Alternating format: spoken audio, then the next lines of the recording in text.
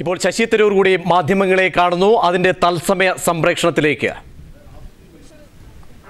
In India today, I certainly do not take the prospects of success for granted. The process of doing what I've described is not just huge in itself. It also involves something no society, not even China, has yet attempted. And that is to connect millions of citizens in a functioning democracy to their own government.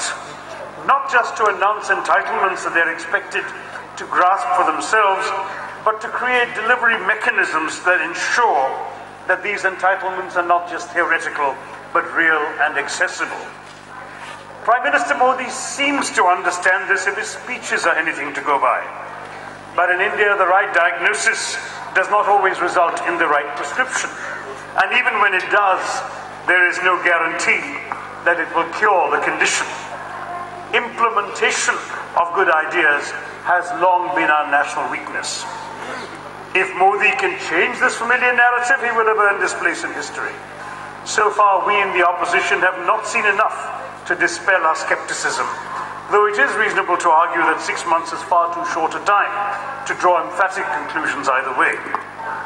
But there is a paradox at the heart of Modi's ascent to the prime ministership.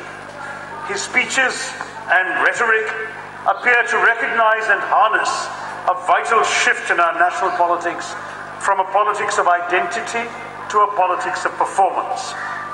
Yet he has ridden to power at the helm of a party, the Bharatiya Janata Party, which is ill-suited to the challenge of delinking India's polity from the incendiary issue of religious identity that it had built its base on.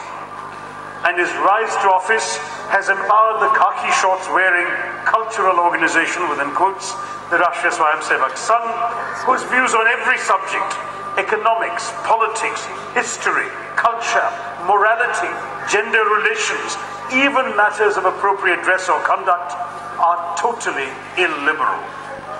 Mr. Modi has built his appeal by putting the focus on what India's people manifestly need: more development, better governance, wider socio-economic opportunities.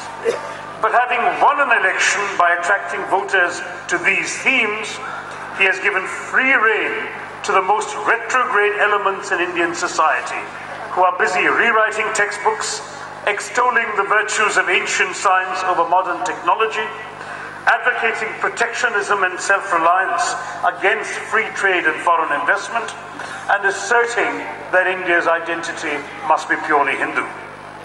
Mr. Modi cannot be oblivious to this fundamental contradiction, but he can only resolve it by jettisoning the very forces that have helped ensure his electoral victory. I'm not sure whether such a fundamental contradiction can even be resolved, and in that may lie the seeds of Modi's future failure. I go on, of course, there are other essays in the book on everything from whether you can wear dhotis in India's fashionable clubs to the Mars mission to educational policies. There's 99 different themes in the book, but I hope that you will find some of these summarized in the broad thrust of the introduction I've been reading out from. And also fascinatingly, you end with this sort of ode to aging and what it means. We're going to come to that as well. But you know, Mihir, I do want to ask you, because I do note that both of you, as you're looking at where we stand right now, and frankly, if I'd known when I was a TV anchor that policy paralysis was not the right phrase, we wouldn't have used it to death.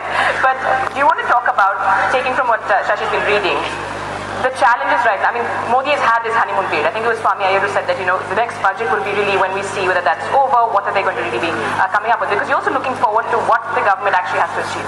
Well, I think that the important thing to realize is that when Modi ran his election campaign, he talked about a lot of things, and we got a clear sense that he intended to transform India in some way. Sasi Tharoor മാധ്യമങ്ങളോട് സംസാരിക്കുകയായിരുന്നു.